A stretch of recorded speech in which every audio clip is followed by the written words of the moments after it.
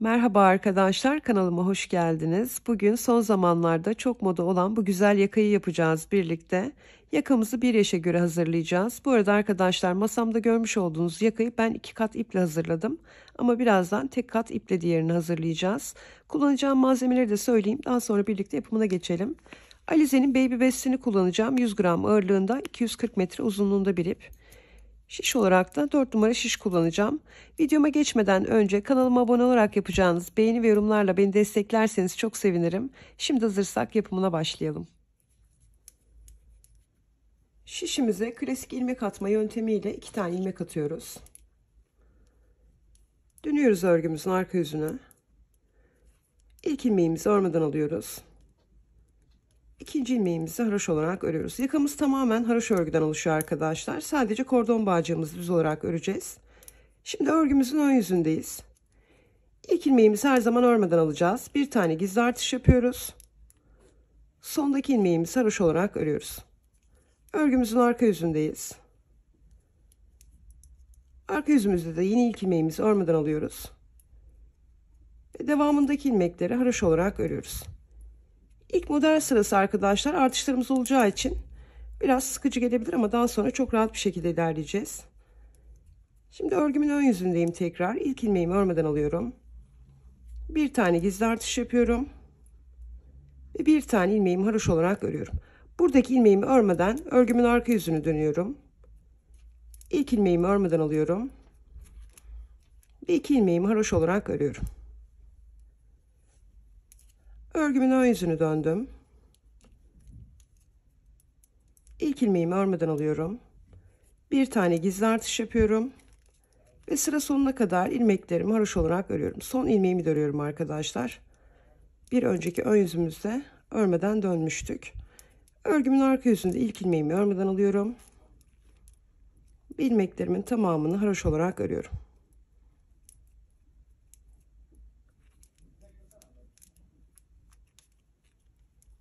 Ön yüzümdeyim tekrar. İlk ilmeğimi örmeden alıyorum. Bir tane gizli artış yapıyorum. 3 tane ilmeğimi haroşa olarak örüyorum. Dördüncü ilmeğimi örmeden geri dönüyorum. İlk ilmeğimi örmeden alıyorum. Ve sona kadar ilmeklerimi haroşa olarak örüyorum. Bu artış ilmeklerimiz biraz zor alınıyor arkadaşlar ama daha sonra çok rahat bir şekilde öreceksiniz. Tekrar örgümün ön yüzündeyim. İlk ilmeğimi örmeden alıyorum. Bir tane gizli artış yapıyorum. Ve ilmeklerimi sıra sonuna kadar haroşa olarak örüyorum. Örgümün arka yüzündeyim. İlk ilmeğimi örmeden alıyorum. Ve yine örgümün arka yüzünde de sıra sonuna kadar ilmeklerimi haroşa olarak örüyorum.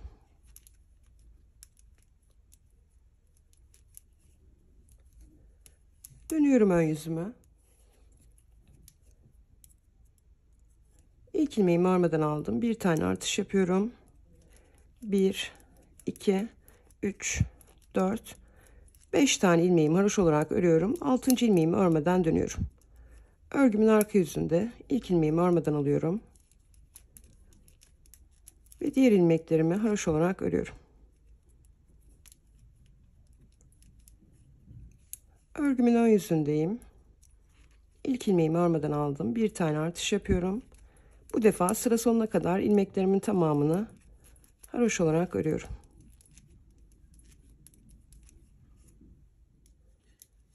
Örgümün arka yüzündeyim. İlk ilmeğimi örmeden alıyorum. Ve sıra sonuna kadar ilmeklerimin tamamını haroşa olarak örüyorum.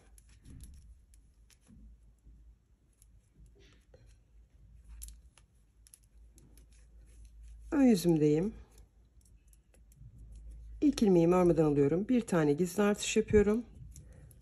Ve sonda bir tane ilmeğim kalana kadar ilmeklerimi haroşa olarak örüyorum. Sonda bir tane ilmeğim kaldı. Geri dönüyorum. İpi arkaya aldım. Yine sıra sonuna kadar ilmeklerimi haroşa olarak örüyorum. Gördüğünüz gibi hep aynı işlemi yapıyoruz arkadaşlar.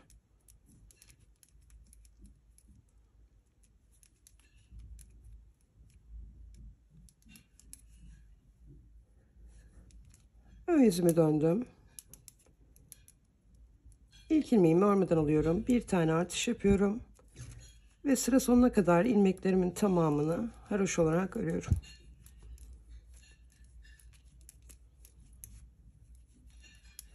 Arka yüzümdeyim. Yine ilk ilmeğimi örmeden alıyorum. Ve ilmeklerimin tamamını haroşa olarak örüyorum.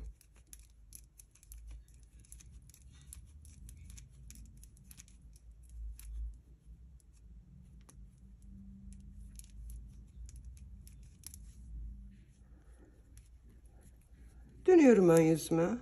İlk ilmeğimi örmeden alıyorum. Bir tane artış yapıyorum. Ve sonda bir tane ilmeğim kalana kadar ilmeklerimi haroşa olarak örüyorum. Sonda bir tane ilmeğim kaldı. Döndüm. İlk ilmeğimi örmeden alıyorum. Ve sıra sonuna kadar ilmeklerimin tamamını haroşa olarak örüyorum.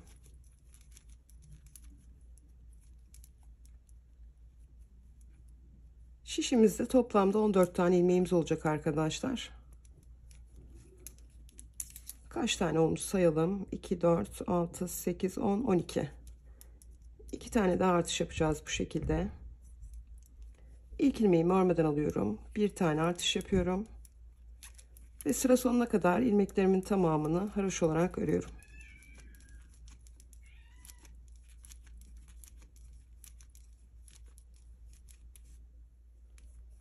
Dönüyorum arka yüzümü. İlk ilmeğimi örmeden alıyorum ve ilmeklerimin tamamını sıra sonuna kadar haroşa olarak örüyorum.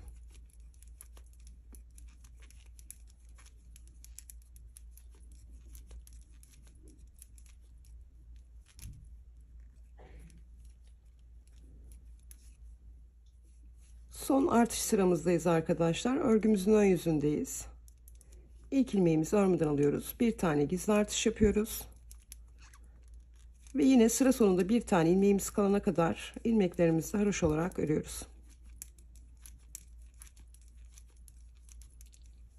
Sonunda bir tane ilmeğim kaldı. Örmeden dönüyorum.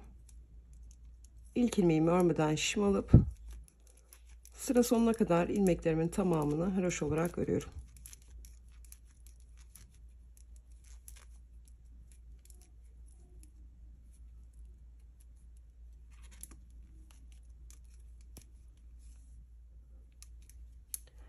Şu an şişimizde 14 tane ilmeğimiz var. Artık yaprak kurulumumuza geçeceğiz.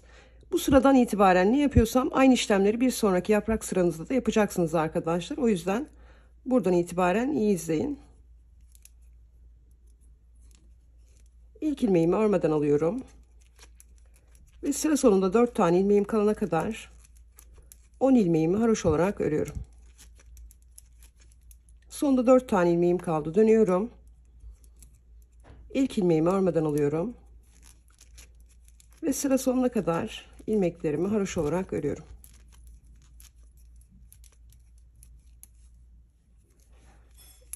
Örgümün ön yüzünü döndüm. İlk ilmeğimi örmeden alıyorum. Bu defa 9 tane ilmeğimi haroşa olarak öreceğim. En baştan sayıyorum. 2, 4, 5, 6, 7, 8 ve 9.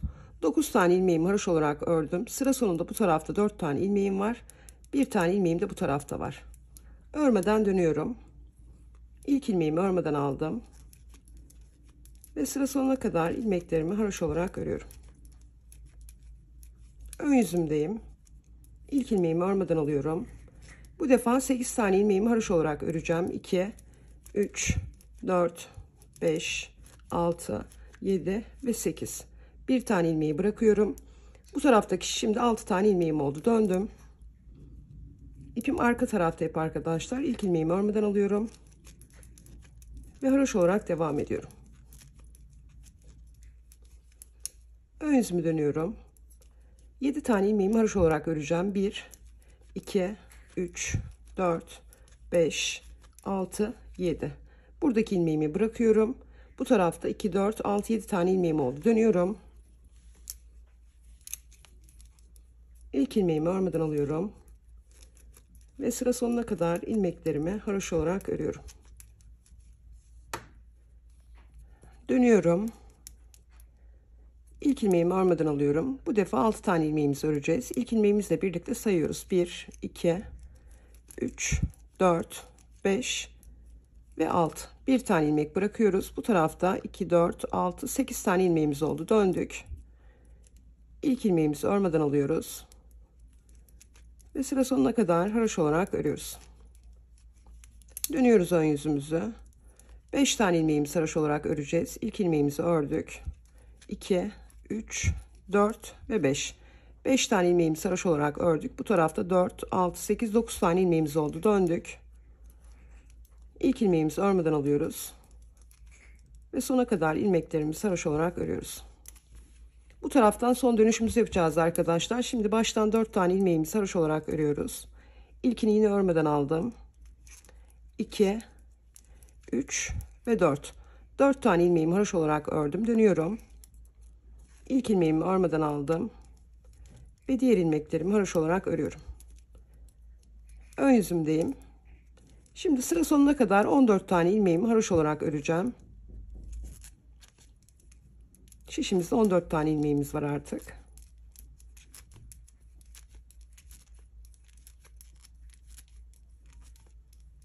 Örgümün arka yüzündeyim. İlk ilmeğimi örmeden alıyorum. Arka yüzümde de yine ilmeklerimin tamamını sıra sonuna kadar haroşa olarak örüyorum.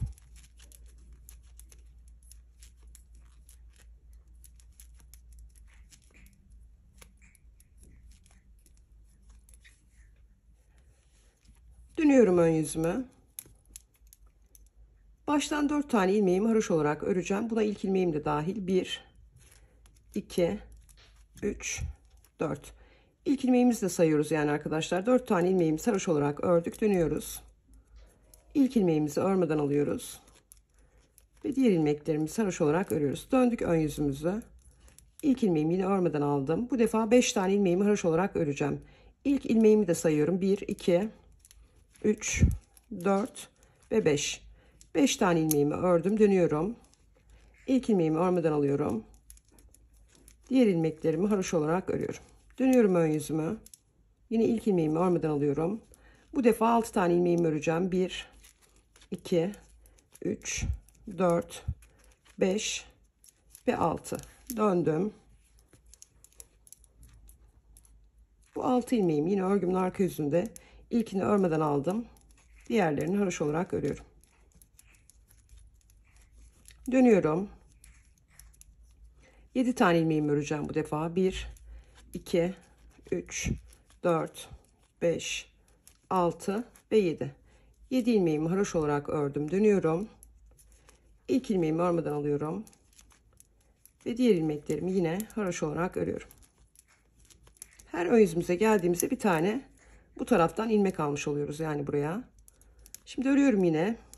1, 2, 3, 4, 5, 6, 7, 8 tane ilmek örmüş oldum.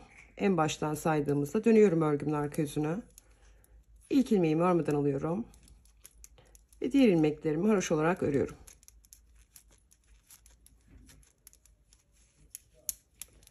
Dönüyorum ön yüzüme. 9 tane ilmeğimi haroşa olarak öreceğim. 1, 2, 3, 4, 5, 6, 7, 8 ve 9. 9 ilmeğimi haroşa olarak ördüm. Dönüyorum. İlk ilmeğimi örmeden alıyorum. Ve diğer ilmeklerimi sıra sonuna kadar haroşa olarak örüyorum. Arkadaşlar sadece haroşa ördüğüm için biraz hızlı örüyorum. Dilerseniz videonun ayarlar bölümünden hızını yavaşlatıp artırabilirsiniz. Ön yüzümdeyim. İlk ilmeğimi örmeden alıyorum. Ve 10 tane ilmeğimi yine haroşa olarak örüyorum. 2, 3, 4, 5, 6, 7, 8, 9 ve 10. Sıra sonunda 4 tane ilmeğim kaldı. Örmeden dönüyorum. Örgümün arka yüzünde ilk ilmeğimi örmeden aldım. Ve sıra sonuna kadar diğer ilmeklerimi haroşa olarak örüyorum.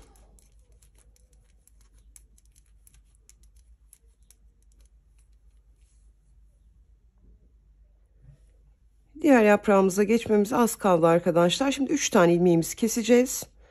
Daha sonra 3 tane ilmeğimizi artıracağız. İkinci yaprağımıza geçmek için. Örgümün ön yüzündeyim. İlk ilmeğimi örmeden alıyorum.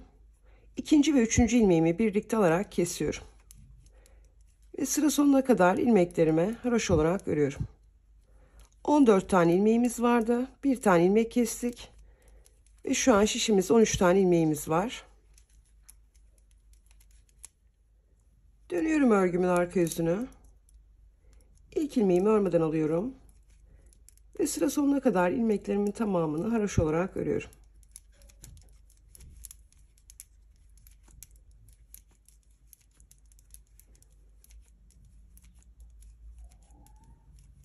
Ön yüzümü döndüm. İlk ilmeğimi örmeden alıyorum. Ve 2 tane ilmeğimi birlikte alarak kesiyorum. Bu bizim ikinci kesimimiz. Daha sonra haroşa örgülerle devam ediyorum. Tekrar ön yüzümüze geldiğimizde aynı şekilde son kesimimizi yapacağız. İlmek sayımız 14'tü. 11'e düşüreceğiz bir sonraki sıramızda. Örgümün arka yüzündeyim. İlk ilmeğimi örmeden alıyorum. Ve haroş olarak devam ediyorum.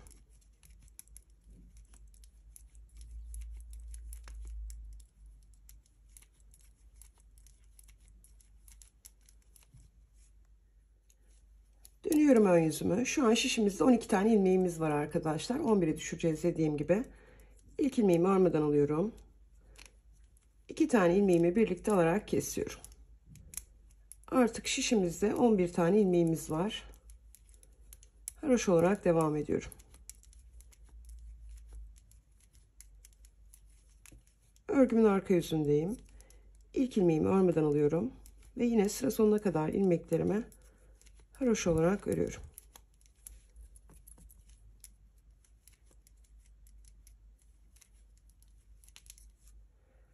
Arkadaşlar şimdi kesmiş olduğumuz ilmekleri tekrar yerine koyacağız. Yani 3 tane artış yapacağız. İlk ilmeğimi örmeden alıyorum. Bir tane gizli artış yapıyorum. Ve sıra sonuna kadar ilmeklerimin tamamını haroş olarak örüyorum. Şişimizde 11 tane ilmeğimiz kalmıştı. Bir tane artış yaptık. 12 tane ilmeğimiz var. 14 olana kadar aynı işlemi yapacağız. Örgümün arka yüzündeyim. Yine ilk ilmeğimi örmeden aldım. Ve sıra sonuna kadar ilmeklerimi haroş olarak örüyorum.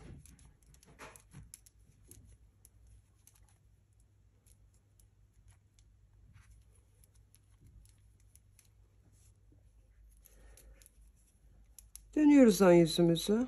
İlk ilmeğimizi örmeden alıyoruz. Bir tane gizli artış yapıyoruz. Ve diğer ilmeklerimizin tamamını sıra sonuna kadar haroş olarak örüyoruz. Son bir artış sıramız kaldı arkadaşlar. Şu an şişimizde 13 tane ilmeğimiz var. Örgümüzün arka yüzündeyiz. Bu 13 ilmeğimizi haroş olarak örüyoruz.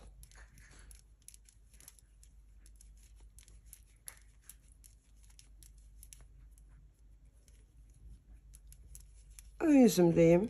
İlk ilmeğimi örmeden alıyorum. Bir tane gizli artış yapıyorum. Ve sıra sonuna kadar ilmeklerimin tamamını haroş olarak örüyorum. Son artışımızı da yaptık. Artık şişimizde 14 tane ilmeğimiz var. Dönüyoruz örgümüzün arka yüzünü. Bu 14 ilmeğimizi haroş olarak örüyoruz.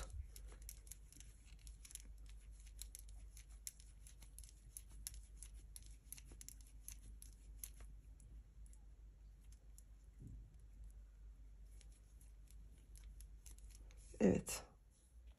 Evet arkadaşlar, birinci yaprağımızın tamamını birlikte yaptık. Bundan sonraki yapraklarımızı da aynı şekilde yapacağımız için videoyu gereksiz yere uzatmayacağım. Başlangıçta biliyorsunuz 2 tane ilmekle başlamıştık. İlmeklerimizi artırarak 14 ilmek sayısına ulaşmıştık. Hatta orada söylemiştim arkadaşlar, bundan sonrasını iyi izleyin çünkü aynı işlemleri tekrarlayacağız diye. Şimdi arkadaşlar o konuşmayı yaptığım yere kadar geri alın videoyu.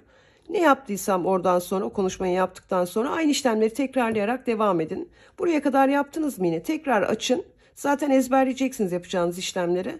İzlemenize bile gerek kalmayacak. Aynı işlemleri yaparak 6 tane bu şekilde yaprak yapacaksınız. Şimdi ben tamamlayayım arkadaşlar. Daha sonra birlikte devam edelim.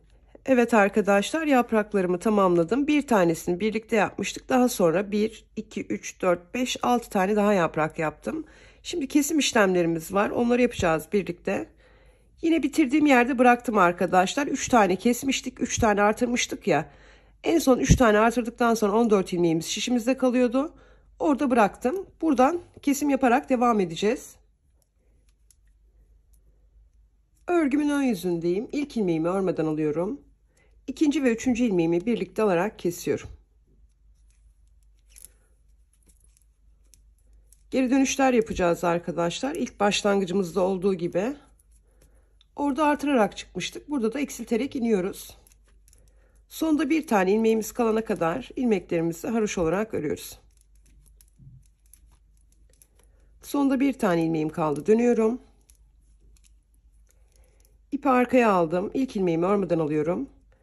Ve arka yüzümde ilmeklerimin tamamını sıra sonuna kadar haroşa olarak örüyorum.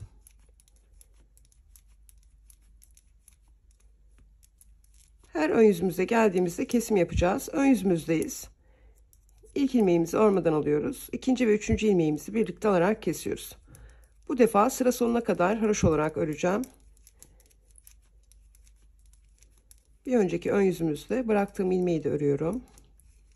Örgümün arka yüzündeyim. İlk ilmeğimi örmeden alıyorum. Ve sıra sonuna kadar haroşa olarak devam ediyorum.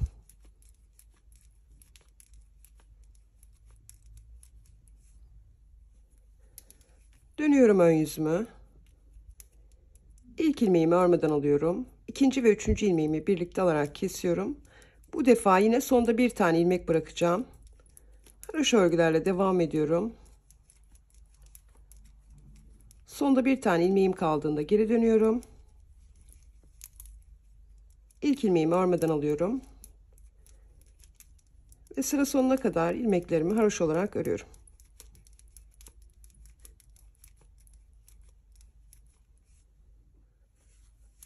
Döndüm ön yüzümü. İlk ilmeğimi örmeden alıyorum. İkinci ve üçüncü ilmeğimi birlikte alarak kesiyorum. Ve sıra sonuna kadar ilmeklerimi haroşa olarak örüyorum. Bıraktığım ilmeğimi de örüyorum. Döndüm örgümün arka yüzünü. İlk ilmeğimi örmeden alıyorum. Ve sıra sonuna kadar ilmeklerimi haroşa olarak örüyorum.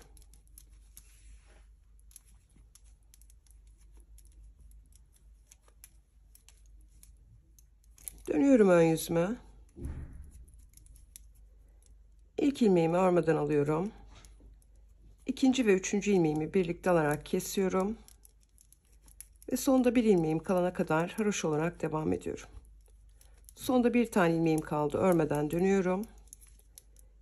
İlk ilmeğimi örmeden alıyorum. Ve sıra sonuna kadar ilmeklerimi haroşa olarak örüyorum. Döndüm ön yüzüme. İlk ilmeğimi örmeden alıyorum. İkinci ve üçüncü ilmeğimi birlikte alarak kesiyorum. Bu defa bıraktığımız ilmeği de öreceğiz. Sıra sonuna kadar haroşa olarak devam ediyorum. Döndüm arka yüzüme. İlk ilmeğimi örmeden aldım. Ve arka yüzümü de yine sıra sonuna kadar haroşa olarak örüyorum. Ön yüzümdeyim. İlk ilmeğimi örmeden alıyorum. İkinci ve üçüncü ilmeğimi birlikte alarak kesiyorum. Sonda bir ilmeğim kalana kadar haroşa olarak devam ediyorum. Sonda bir tane ilmeğim kaldı. Döndüm. İlk ilmeğimi örmeden alıyorum. Ve arka yüzümü de sıra sonuna kadar yine haroşa olarak örüyorum. Dönüyorum ön yüzüme. İlk ilmeğimi örmeden alıyorum. İki tane ilmeğimi birlikte alarak kesiyorum. Ve sıra sonuna kadar ilmeklerimi haroşa olarak örüyorum. Dönüyorum örgümün arka yüzüne. İlk ilmeğimi örmeden aldım. Ve haroşa olarak devam ediyorum. Ön yüzümü dönüyorum. Gördüğünüz gibi hep aynı işlemleri yapıyoruz. İlk ilmeğimi örmeden aldım. İkinci ve üçüncü ilmeğimi birlikte alarak kesiyorum. Sonda bir tane ilmek bırakıp dönüyorum. İlk ilmeğimi örmeden aldım. Diğer ilmeklerimi haroşa olarak örüyorum. Döndüm ön yüzüme. İlk ilmeğimi örmeden aldım. İkinci ve üçüncü ilmeğimi birlikte alarak kesiyorum. Kesebilirsem. Ve sona kadar ilmeklerimi haroşa olarak örüyorum. Dönüyorum arka yüzüme. İlk ilmeğimi örmeden aldım. Ve ilmeklerimi haroşa olarak örüyorum. Artık geri dönüş yok arkadaşlar. İlk ilmeğimizi alacağız örmeden. Yanındaki 2 tane ilmeği birlikte alarak keseceğiz. Sondaki ilmeğimizi haroşa olarak öreceğiz. Şimdi bir tane tığ yardımıyla arkadaşlar bu 3 tane ilmeğimizi birlikte alarak keseceğiz. 3 tane ilmeğime girdim ve kesiyorum. Evet arkadaşlar, yakamızı tamamladık. Artık kordonumuzla devam edeceğiz. İlk olarak bir tarafın bağcığını hazırlayacağız. Daha sonra ensedeki ilmeklerle kordonumuzu birleştireceğiz. Son olarak da bu taraftan diğer bağcığımızı yapacağız. Bu arada arkadaşlar, kordon bağcık yapmak için ille böyle şişlere ihtiyacınız yok. Normal şişle de kordon bağcık yapabilirsiniz. Şimdi ikisiyle de göstereceğim. Çorap ören arkadaşlarımız zaten böyle şişleri vardır. Ben çok ördüğüm için seti var arkadaşlar bende. Ama sadece kordon bağcık yapmak için bence almanız gereksiz. Çünkü normal şişlerle de bu işlemi yapabiliyorsunuz. Şişime 3 tane ilmek attım, dönüyorum. Biraz yavaş göstereceğim. Bu 3 tane ilmeği düz olarak örüyorum. İlk ilmeğimizi de örüyoruz arkadaşlar. Kordon bağcıkta unutmayın, İlk ilmekler her zaman örülüyor. 3 tane ilmeğimi düz olarak ördüm. Şimdi kaydıracağız. Nasıl yapacağız? Son ördüğümüz ilmeğimizi alıyoruz şişimize. Yanındakini ve sondakini örmeden şişimizi aldık. Öremeyiz zaten bu tarafa doğru. Şimdi bakın, ipimiz 3. ilmeğimizin arkasında. Şimdi ilk ilmeğimizle birlikte düz olarak örüyoruz yine. 1, 2 ve 3. 3 tane ilmeğimizi düz olarak ördük. Şimdi yine bu 3 tane ilmeğimizi diğer şişimize alıyoruz. İpimiz sondaki ilmeğimizin arkasında olacak. Şimdi yine en baştan itibaren 3 ilmeğimi düz olarak örüyorum. 1, 2 ve 3. Hep aynı işlemi yapacağız. 3 tane ilmeğimizi ördük. Diğer şişimize bu şekilde ilmeklerimizi tekrar alıyoruz. İpimiz yine sondaki ilmeğimizin arkasına geçmiş oldu. Şimdi yine baştan 3 tane ilmeğimizi düz olarak örüyoruz. Ördük. Şimdi yine 3 tane ilmeğimizi diğer şişimize alıyoruz. 3 ilmeğimizi düz olarak örüyoruz. Hep bu şekilde devam edeceğiz arkadaşlar. Bir de bu şişlerle göstereyim. Şişimize yine aynı şekilde 3 tane ilmek atıyoruz. Ve ilmeklerimizi şişimizin ucuna kaydırıyoruz. Kordon bağcığın olayı arkadaşlar, buradaki ipimiz 3. yani son ilmeğimizin arkasında olacak. Diğer şişimizde de aynı işlemi yaptık. Ne yaptık? 3 taneyi ördük. Daha sonra örmeden 3 tane ilmeğimizi diğer şişimize aldık ve dolayısıyla ipimiz son ilmeğimizin arkasında kaldı. Burada da o işlemi kaydırarak yapıyoruz. Yani aynı şeyi yapıyoruz aslında. 3 tane ilmeğimizi düz olarak örüyoruz. Örgümüzün arka yüzü yok arkadaşlar. Hep ön yüzde ilerliyoruz. Çünkü neden? Ön yüzümüzü ördük, kaydırıyoruz. Tekrar ön yüzden devam ediyoruz. Bakın, ipim yine sondaki ilmeğimin arkasında. Hep düz örgü öreceğim. Kaydırıp kaydırıp. 1,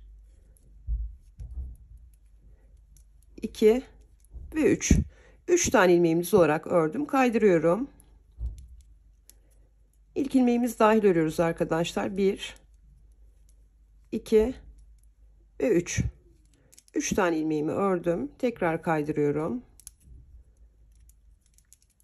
Artık anlaşılır olduğunu düşünüyorum.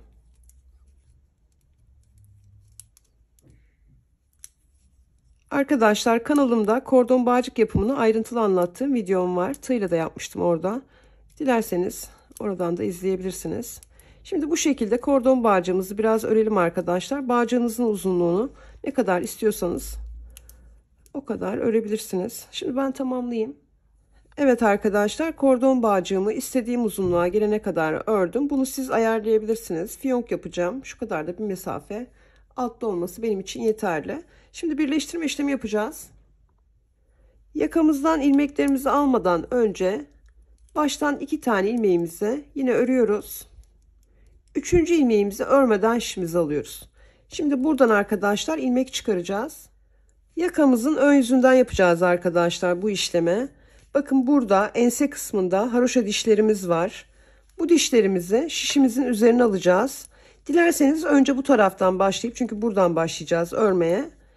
Parça parça da alabilirsiniz bu şekilde, ya da bütün olarak alıp o şekilde de yapabilirsiniz. Hangisi kolayınıza geliyorsa. Ben buradan bir parça alayım arkadaşlar, göstereyim. Sonra aynı işlemleri tekrarlayarak devam edeceğiz. Haroşa dişlerimizin zaten yerleri çok belirgin.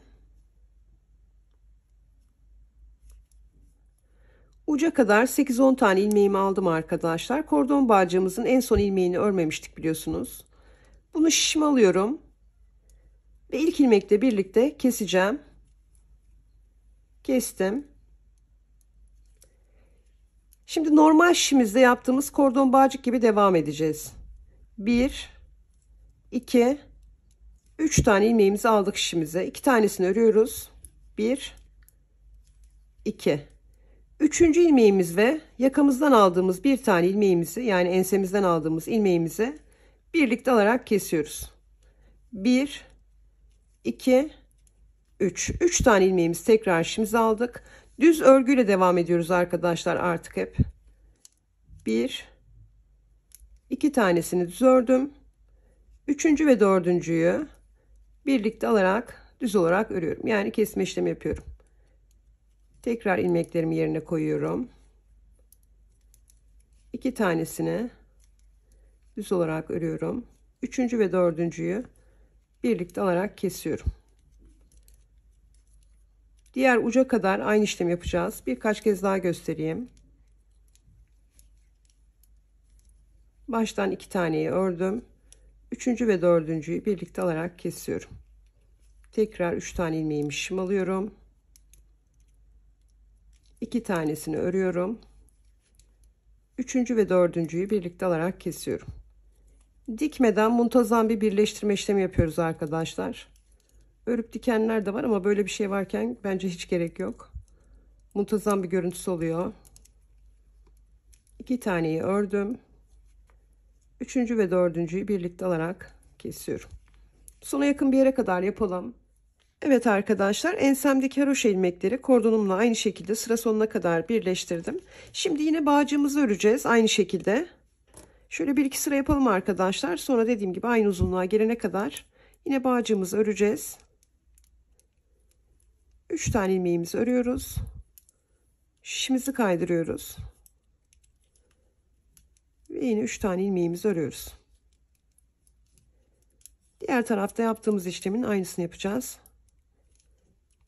En son arkadaşlar aynı uzunluğa geldikten sonra bu 3 tane ilmeği tığ ile alıp tek seferde bir tane zincirle sabitleyeceksiniz. Şimdi ben diğer bağcığımı da tamamlayıp yakamın son haliyle geliyorum. Evet arkadaşlar, yakamız son haliyle hazır. Sade olarak kullanabileceğiniz gibi bu şekilde çiçeklerle de süslemeler yapabilirsiniz. Umarım beğenmişsinizdir. Umarım faydalı bir video olmuştur. Yapacak arkadaşlarıma şimdiden kolay gelsin diyorum. Kanalıma abone olmayı, videolarımı beğenmeyi unutmayın lütfen. Bir sonraki videoda görüşmek üzere.